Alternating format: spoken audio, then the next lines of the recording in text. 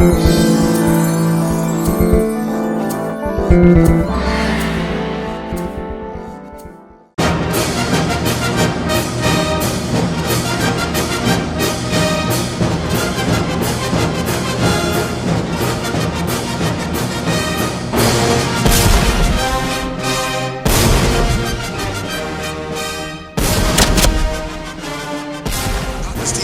do you think of Pieczenik.com? Alex, I want to congratulate you for getting on the front page of the Washington Post. I think that's indicative of the fact that Jeff Bezos and the entire liberal community, which was controlling and controlled by the Clintons and the corporations, is now disintegrating.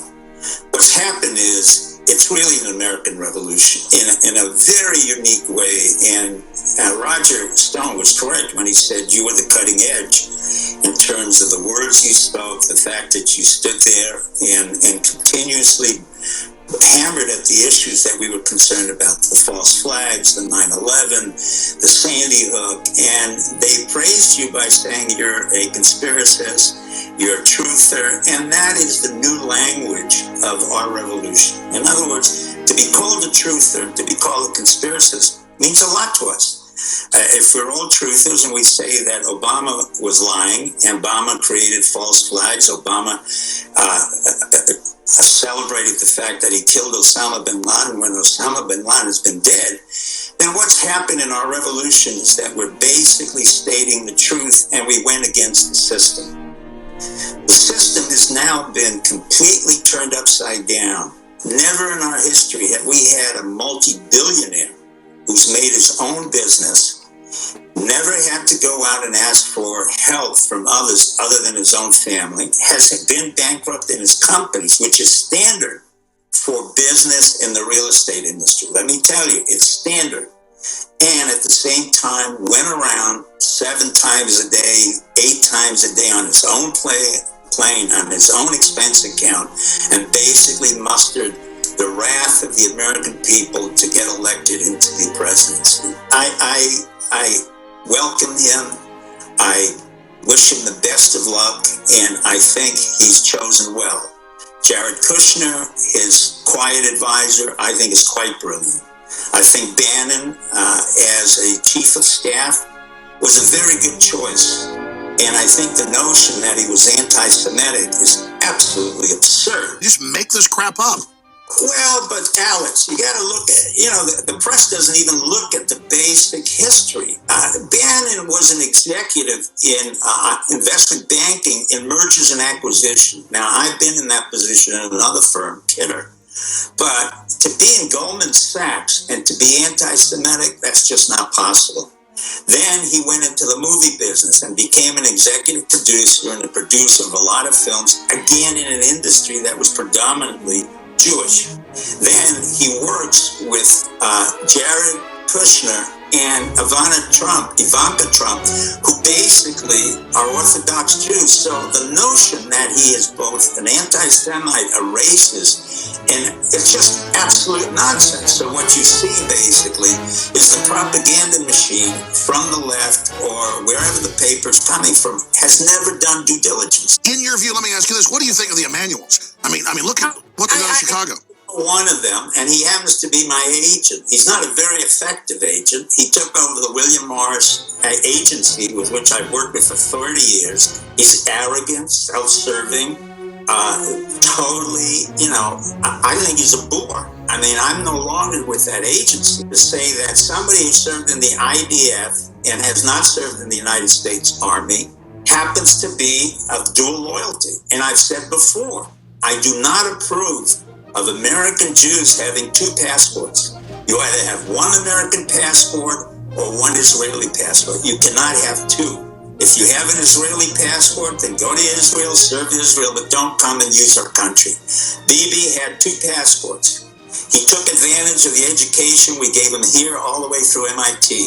Then he came back and had the insolence to insult us, to demand things from us. Israel has no right to demand anything from us.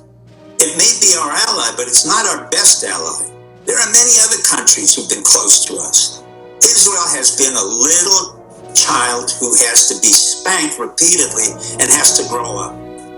I think what's happening is, in a revolution, when you're stuck doing the same thing again and again, as Einstein would say, and it's not effective, it becomes stupid. One of the things that I said a long time ago about Hillary was she was not as bright as everybody thought. I don't mean in terms of just being able to spout out policy. She never was able to be creative, initiate anything on her own, and think out of the box or strategic. When she did, and the Democrats did, we had Libya, we had Iraq, we had Syria. So what you have is a lack of sophisticated intelligence on the liberal side. What you have is constant palaver of the same type. At this point, they're totally shocked. Everything you said about the liberals, I have encountered in my own area. I couldn't believe that the people wouldn't talk to me. People were afraid. They were scared that they would be raped, pillaged, and this would be a Bolshevik or Stalinist takeover. I said, no, this is a revolution, but it's a revolution that was done very peacefully through the internet, using many of our own people within the government, and it was done to take out corruption. Now, Trump and his family represented the voice of America and the energy of America. When did we ever have an entrepreneur like Trump who came forth, dedicated his whole life and mission, and said, I don't want your salary, I don't want your pension, I don't even want your health care. That's what the citizen warrior is all about. And he is going to appoint people who are along those lines. Jeff Sessions, I don't know him. I have a lot of respect for him, but this is a man who's been in the law, steeped in the law for God, how many? 3-4 decades? 40 years. That's exactly right. And he worked all the way up from his own county, Senate, and came to the national government.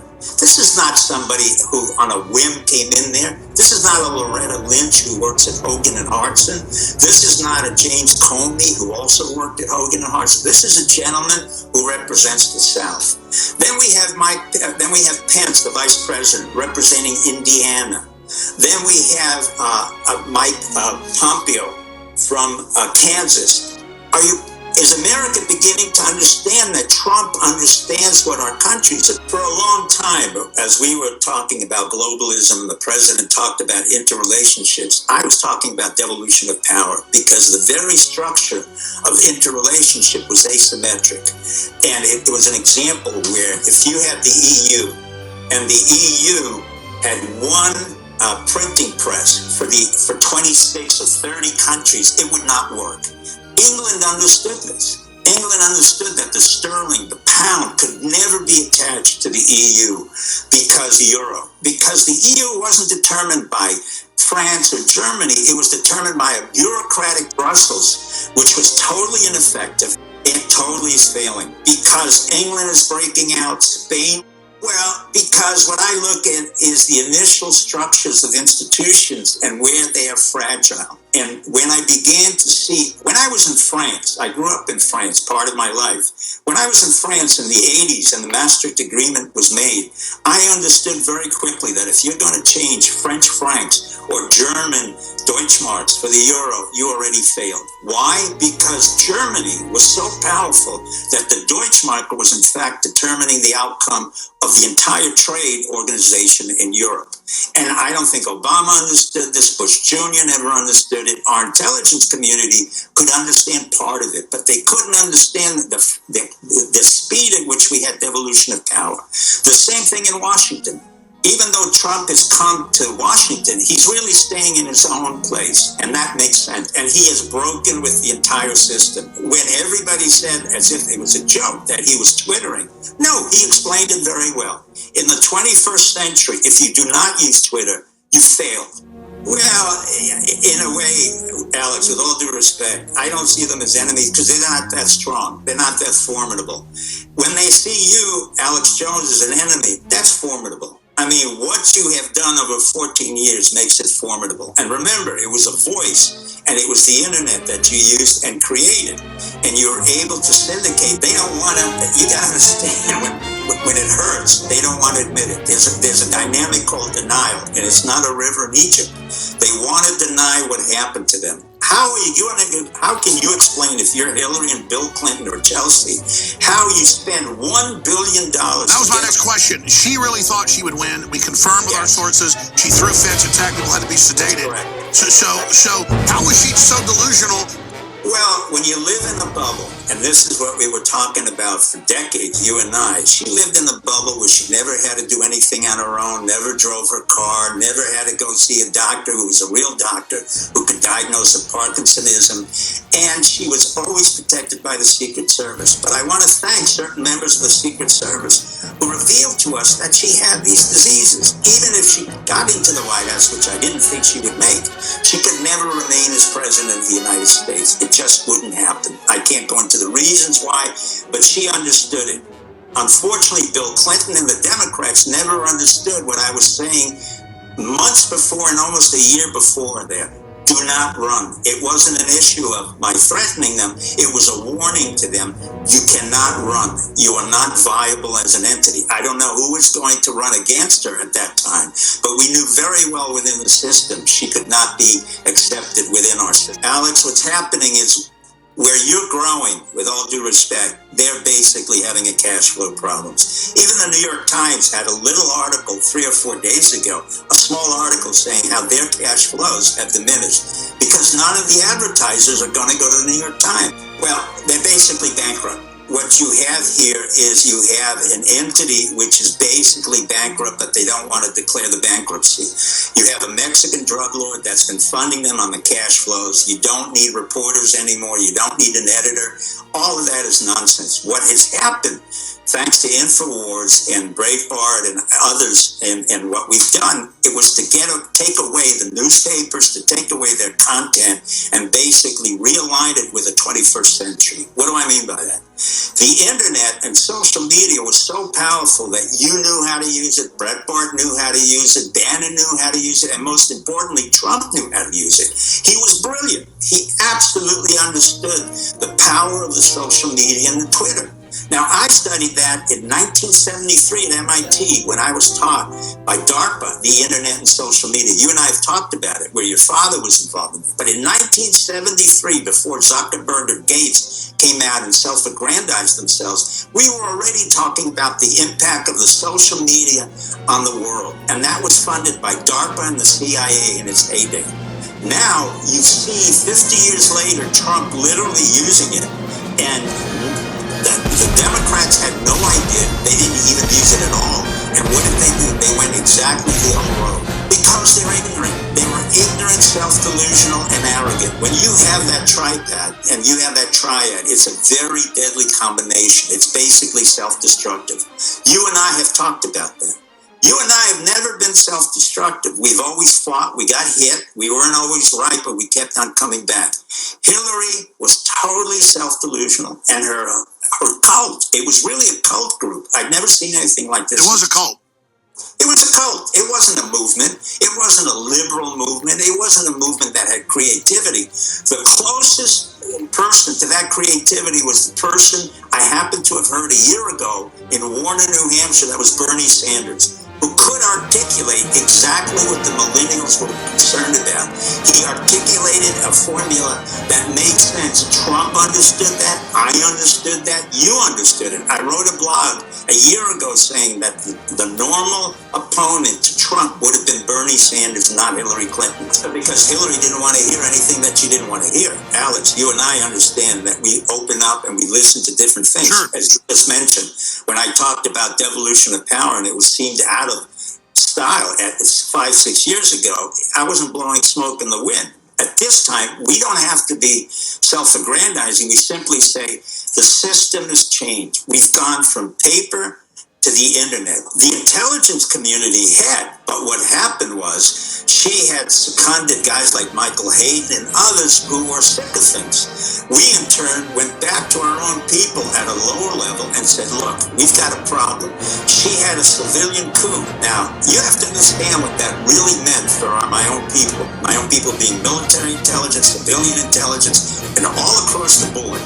They understood right away when Hillary and Bill had co-opted Comey, Loretta Lynch, the FBI, the CIA. She was setting up something really dangerous. She had to be dealt with. There was no question. And the minute that occurred, and I got a go-ahead, that meant we ran a counter-coup, as you know better than anybody else. We ran it through Julian Assange. And I've got to say, Julian Assange should be honorary citizenship to America.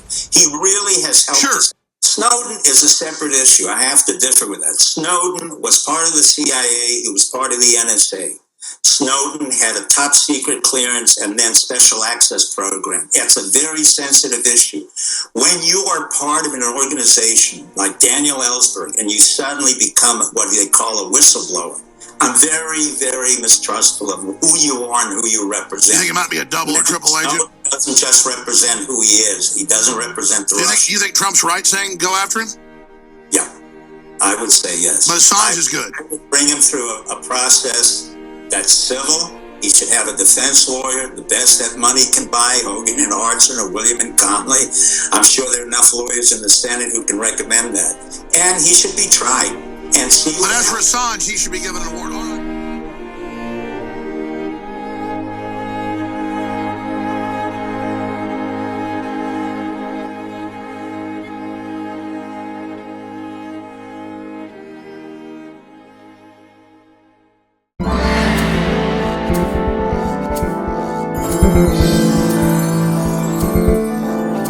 Thank you.